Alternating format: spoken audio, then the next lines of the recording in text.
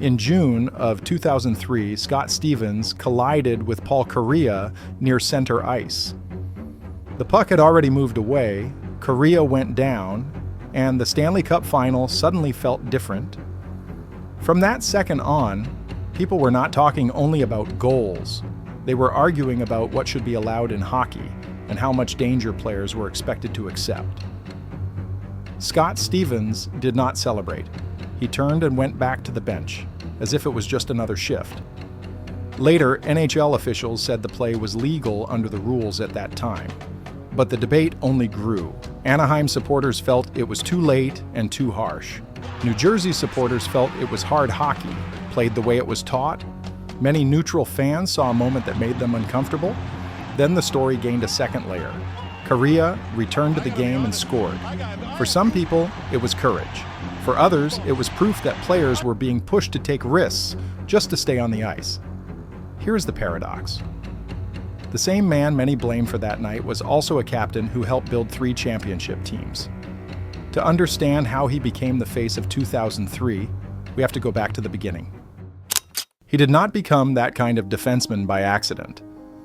Long before 2003, he was known for one idea: take away time and space.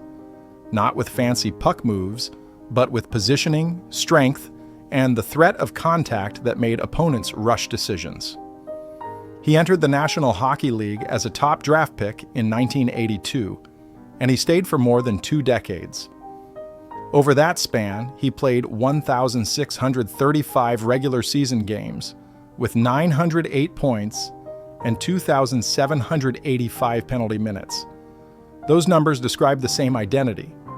He was reliable enough to stay on the ice for every big situation and physical enough to drag games into his rhythm.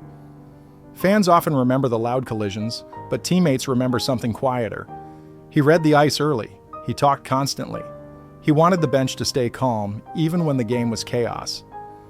That is why coaches trusted him late in tight games, and why opponents never felt comfortable carrying the puck through the neutral zone, the space between the blue lines.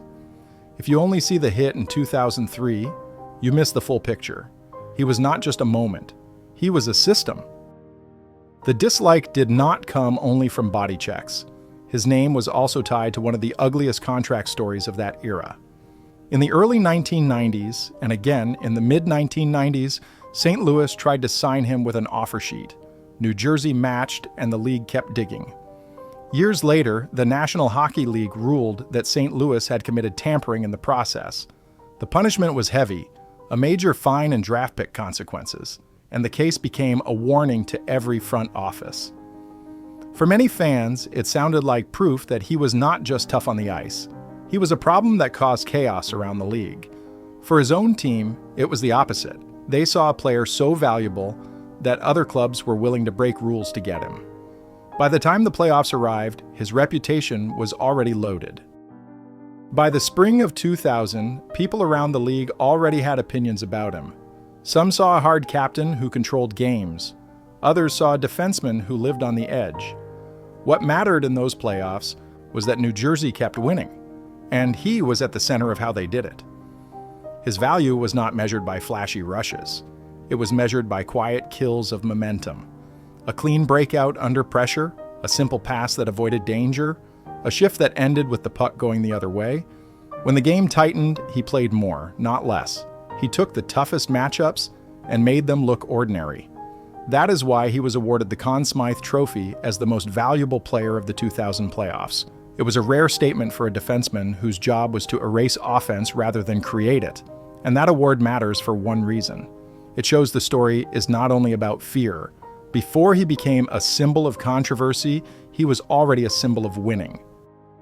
In Game 7 of the Eastern Conference Final in 2000, the pressure was already unbearable. Every touch of the puck felt like it could decide a season.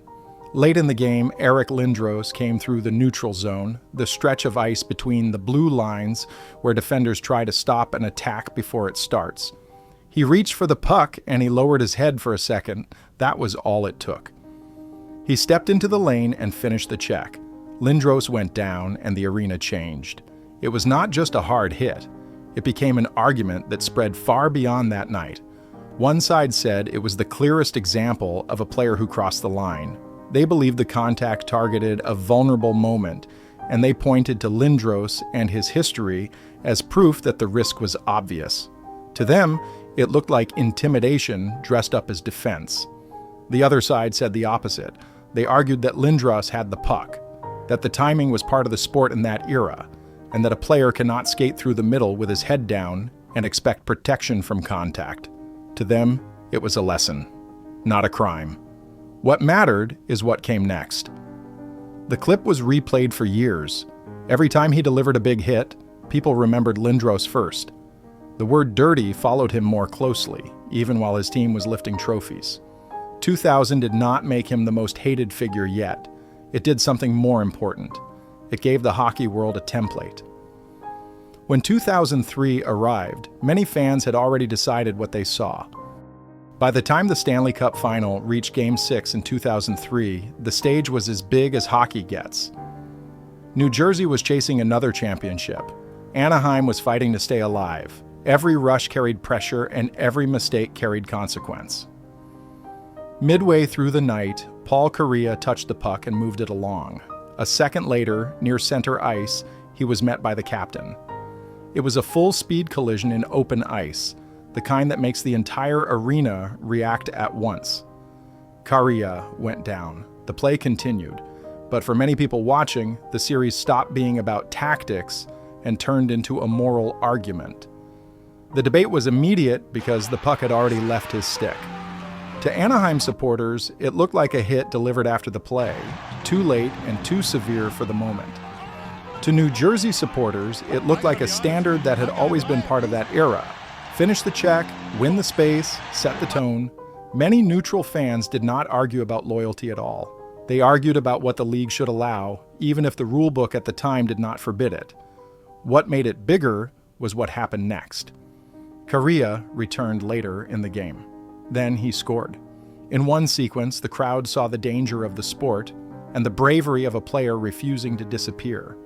For some viewers, that return proved the hit should have been punished because it pushed a player into a risky choice. For others, it proved the hit was part of playoff hockey, and the response was to get back up and answer with a goal.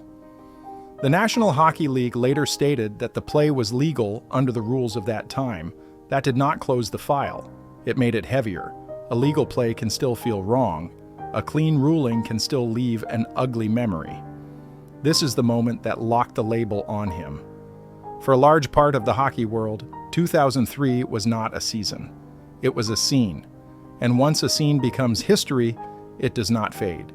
It follows every highlight, every trophy, and every word people use to describe him. After that final, the argument settled into two sentences that never agreed with each other. One side said the league declared it legal, so the case was closed. The other side said legality was not the point, because the result was what everyone saw. This is why the dislike lasted. Many fans did not hate him for winning. They hated him because the hit became a symbol of an era when the rulebook and the real cost were drifting apart. In that era, a defender could change a series with one collision, and the league could still point to the rules and say everything was fine. His supporters answered with the same logic. They said the sport is fast, the margins are thin, and players have always been taught to finish checks. If you remove that, you remove what made the game what it was. The story has an ending that feels almost cruel. After years of being defined by collisions, his career did not fade because he could not play. It ended because his body could not absorb the sport anymore. In the 2003 to 2004 season, he did not play at all. The reason was post-concussion syndrome, the long-lasting effects that can follow repeated head impacts. Not a broken bone, not a simple injury you heal and forget.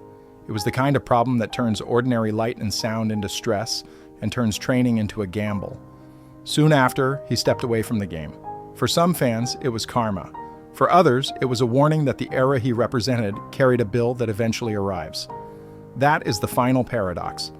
The player many blame for changing other careers had his own career taken by the same issue hockey spent years trying to understand. He won 3 Stanley Cups, and in 2000, he took the Conn Smythe Trophy, a rare honor for a defenseman. Later, he was inducted into the Hockey Hall of Fame, the sport's final stamp of greatness. Yet many fans still picture two moments first: Lindros in 2000 and Kariya in 2003. The league called that hit legal, but the argument never ended.